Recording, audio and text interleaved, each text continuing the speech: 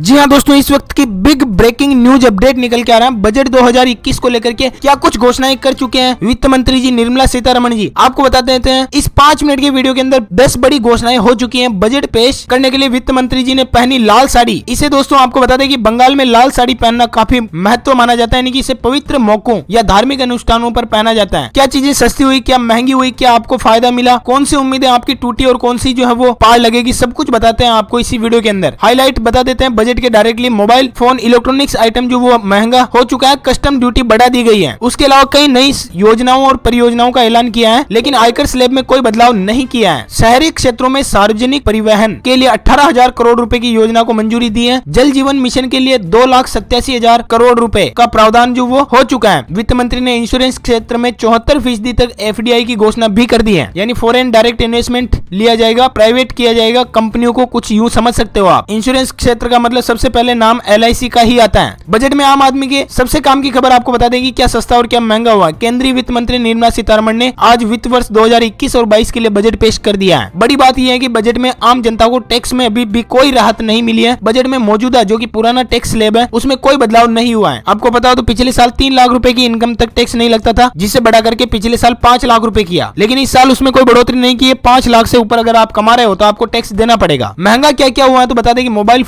Phone के part, charger, गाड़ियों के पार्ट्स, इलेक्ट्रॉनिक उपकरण, इंपोर्टेंट कपड़े, सोलर इन्वर्टर, सोलर से चलने वाले उपकरण और कॉटन, ये चीजें महंगी हुई। सस्ता क्या हुआ वो भी आपको बता दें कि स्टील से बने सामान, सोना चांदी, तांबे का सामान और चमड़े से बने सामान जो वो सस्ते होंगे अब, और कोई कागज से नहीं पढ़ा है। ये बजट डायरेक्टली टेबलेट से पढ़ा गया है। संपूर्ण तरीके से डिजिटल बजट इस बार आम जनता को सुनाया गया है, बताया गया है। स्वास्थ्य बजट के अंदर 137% की बढ़ोतरी की है, यानी कि 2,23,846 करोड़ रुपए का आवंटन किया है। बीमा कंपनियों में विदेशी निवेश की सीमा को 49% से बढ़ाकर के 74% कर दिया है। भारतीय जीवन बीमा निगम का IPO साल 2021-22 में ही आ जाएगा और 75 वर्ष और इससे ज्यादा उम्र के लोगों को रिटर्न भरने से छूट दी जाएगी, चाहे कितने भी कमा रहे हो। उसके अलावा बड़ी खबर निकल के आ रही है दोस्तों, पेट्रोल और डीजल पर सरकार ने काट ली जेब। पेट्रोल 4 रुपए तो डीजल 2.5 रुपए एक्स्ट्रा टैक्स के साथ अब आपको मिलेगा। इस वक्त का बड़ा हाईलाइट आप देख सकते हैं, डायरेक्टली हम आप तक सीधा पहुंचा रहे हैं। आजादी के 75वें साल में सरकार ने 75 साल से जो भी बड़े हैं उन्हें इनकम टैक्स फाइल करने से छूट देने का प्रस्ताव कर दिया वित्त मंत्री जी ने। और भारतीय सेना के लिए PSLV C-51 लॉन्चिंग पर काम हो रहा है। गगनयान योजना के तहत 4 भारतीय एस्ट्रोनॉट की ट्रेनिंग रूस में चल रही है। 2021 दिसंबर में अनमेन्ड मिशन जाएगा, ये कहना वित्त मंत्री जी का। रेलवे के लिए रिकॉर्ड 1,10,055 करोड़ रुपए का प्रावधान किया है। सड़क परिवहन मंत्रालय के लिए 1,18,101 करोड़ रुपए का अतिरिक्त प्रावधान भी किया है। MSP बढ़ाकर उत्पादन का लागत 1.5 गुना किया गया है। सरकार किसानों की भलाई के लिए प्रतिबद्ध है, ये कहना वित्त मंत्री जी निर्मला सीतारमण जी का। और असंगठित क्षेत्र के जो भी मजदूर है उनके लिए अलग से एक पोर्टल बनेगा। बिल्डिंग कंस्ट्रक्शन वर्कर के लिए हेल्थ, हाउसिंग और फूड स्कीम भी शुरू की जाएगी। बाकी टैक्स स्लैब में कोई बदलाव नहीं है। पेट्रोल और डीजल पर कृषि सेस लगाया है, यानी कि पेट्रोल आपको अब 4 रुपए महंगा और डीजल 2.5 रुपए महंगा मिलेगा। सैलरी क्लास के लिए भी इनकम टैक्स को लेकर कोई बदलाव नहीं हुआ। जो नौकरी करते हैं, तनख्वाह पाते हैं, उनके लिए भी। और जो एग्रीकल्चर इंफ्रास्ट्रक्चर डेवलपमेंट सेस लगाने के लिए ही पेट्रोल डीजल के भावों को बढ़ाया गया है। आयकर दाताओं को तो इस साल निराशा ही हाथ लगी है। वित्त मंत्री जी ने बजट में 6 पिलर्स के नाम स्वास्थ्य और कल्याण, भौतिक और वित्तीय पूंजी, अवसंरचना, आकांक्षी भारत के लिए समावेशी विकास, मानव पूंजी में नवजीवन का संचार करना, नव प्रवर्तन और अनुसंधान एवं विकास, और न्यूनतम सरकार और अधिकतम शासन गिनाए हैं। और प्राइवेट नौकरी करने वालों के लिए बता दें, जो भी प्रवासी या असंगठित क्षेत्र के श्रमिक के लिए पोर्टल लॉन्च होगा, जिसमें श्रमिकों के हेल्थ कार्ड बनाए जाएंगे। हाउसिंग को लेकर के उनको जगह दी जाएगी या फिर कुछ भी उनके प्रावधान किया जाएगा। स्किल्स आदि के लिए भी हर कैटेगरी के लिए श्रमिकों के लिए मिनिमम वेज कोड भी लागू होगा। और one nation one ration card योजना को सभी राज्यों में लागू किया जाएगा, जो भी बचे हुए राज्य हैं उनमें। MSME सेक्टर के लिए 15,700 करोड़ रुपए का ऐलान किया है। बजट 2021 के अंदर 100 नए सैनिक स्कूल स्थापित भी किए जाएंगे, ये भी ऐलान हो चुका है। ये स्कूल NGO, प्राइवेट स्कूल या राज्यों के साथ मिलकर खोले जाएंगे। लद्दाख के अंदर लेह में सेंट्रल यूनिवर्सिटी खोलने का ऐलान भी बजट 2021 में हो चुका है। डिजिटल पेमेंट के ऊपर 1500 करोड़ रुपए का इंसेंटिव दिया जाएगा। नेशनल रिसर्च फाउंडेशन के ऊपर 50,000 करोड़ रुपए खर्च किए जाएंगे। अनुसूचित जाति के लिए स्कॉलरशिप स्कीम लाई जाएगी, जिसके अंदर आपको बता दें कि 750 एकलव्य रेजिडेंशियल स्कूल आदिवासी इलाकों में बनाए जाएंगे। 15,000 से अधिक स्कूलों में गुणवत्ता में सुधार किया जाएगा, यानी उन्हें टेक्नोलॉजी से